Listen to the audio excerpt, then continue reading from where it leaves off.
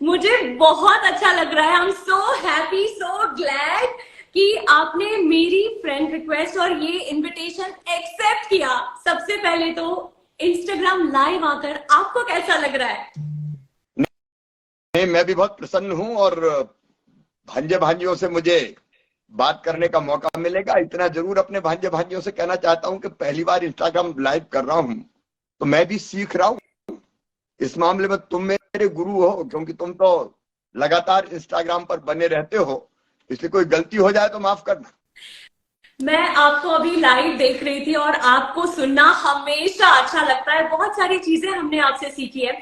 दिन की शुरुआत जो है, हम यूथ मोस्टली क्या करते हैं, व्हाट्सएप चेक करके करते हैं, लेकिन मैं आपको देखती हूँ आपके दिन की शुरुआत होती है वृक्षारोपण करने से। वैसे मैं जानना चाहूंगी कि किस तरह से आपकी शुरुआत होती है हर रोज? सबसे पहले तो सवेरे जल्दी उठता हूं, देर से कितने भी सोऊं, लेकिन उठने के बाद फ्रेश होकर पहले अखबार पढ़ता हूं, इसके बाद वॉक करता हूं, उसके बाद योगा करता हूं, फिर प्राणायाम करता हूं, फिर स्नान करता हूं, एक्चुअल ध्यान करता हूं। फिर मेरे पास दो छोटी छोटी बछियां हैं, गाय की बेटियां, उनको मैं रोटी खिलाता हूं, फिर वृक्षारोपण करने जाता हूं और फिर बाकी काम से लगता हूं। बिल्कुल। और मुझे याद है कि मेरा सौभाग्य था कि मैंने अपने दोस्तों के साथ प्लांटेशन किया था, और आपने हमें बहुत सारी अच्छी अच्छी स्टोरी सुनाई थी कि बचपन में आप किस तरह से पेड़ों से जुड़े थे और किस तरह से गेम खेलते थे उनके साथ में। अच्छा, युवाओं को मामा जी किस तरह से हम जोड़ सकते हैं कि वो इसमें और भागीदार बने, प्लांटेशन में, वृक्षारोपण में? हमने अंकुर करके पोर्टल बनाया और मैं ये मानता हूं अकेले मेरे वृक्षारोपण करने से पर्यावरण नहीं सुधरेगा, इसमें सबको लगना पड़ेगा। इसलिए मेरी अपील है कि अपने जन्मदिन पर जरूर पेड़ लगाएं, मैरिज एनिवर्सरी पर पेड़ लगाएं, माता पिता की पुण्य स्मृति में पेड़ लगाएं, पेड़ लगाने के अवसर ढूंढें। लेकिन मेरी अपील है कि कम से कम जन्मदिन के दिन तो जरूर पेड़ लगाएं। पेड़ केवल लगाएं नहीं, तो पेड़ को बचाएं भी। इसलिए अंकुर पोर्टल पे पेड़ जब लगाते हैं तब अपलोड करते हैं, 30 दिन के बाद फिर अपलोड करते हैं और 75 डेज के बाद फिर अपलोड करते हैं, ताकि पेड़ लगे भी और पेड़ बढ़े भी, बचे भी। बिल्कुल। एक चीज और जो मैं हमेशा देखती हूँ, आपका कोई भी प्रोग्राम होता है, कोई भी इवेंट होता है, तो आप ना एक आपने बच्चियों को लाडली बना दिया। हमारे मध्य प्रदेश में बेटियां जो है वो लाडली बन गई हैं। और आप कोई भी कार्यक्रम की जो शुरुआत होती है ना मामा जी, वो कन्या पूजन से करते हैं, उनकी ब्लेसिंग से शुरुआत करते हैं, जो कि मुझे देखकर, या हमारे मध्य प्रदेश में जितने भी लोग हैं और भारत के जितने भी लोग हैं, मैं भारत के बाहर जब जाती हूँ तो लोग कहते हैं कि अनादि तुम्हें क्या चिंता, तुम्हारे पास तो माँ माँ है। माँ की ब्लेसिंग ही यूनिवर्स में बहुत बड़ी होती है और कोई डरने की बात नहीं है। सब लोग यही बोलते हैं, मेरे जितने भी फ्रेंड्स हैं।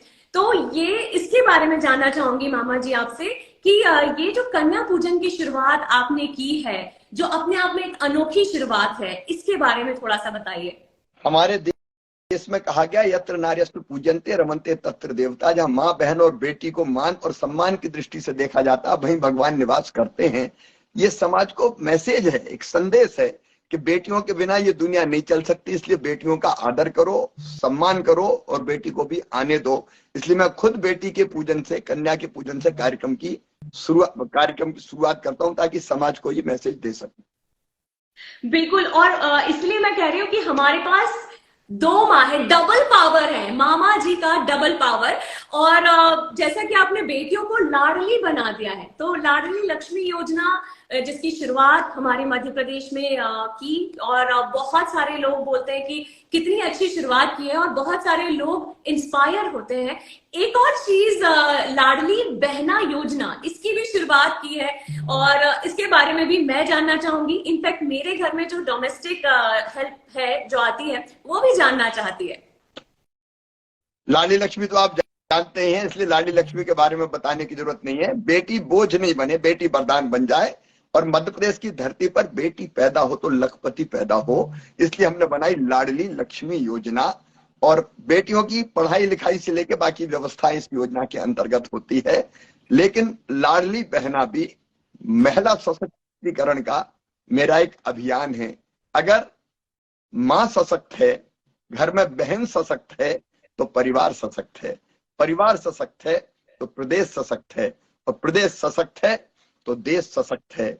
मेरी मान्यता है अनादि कि अगर बहन के खाते में, बहना के खाते में, बहना मतलब जो विवाहित होकर अपनी ससुराल चली गई, बहना के खाते में अगर हर महीने पैसे आएंगे तो पैसे का दुरुपयोग नहीं करेगी, वो पैसे का सबसे पहले उपयोग करेगी अपने बेटा बेटी को तंदुरुस्त रखने के लिए।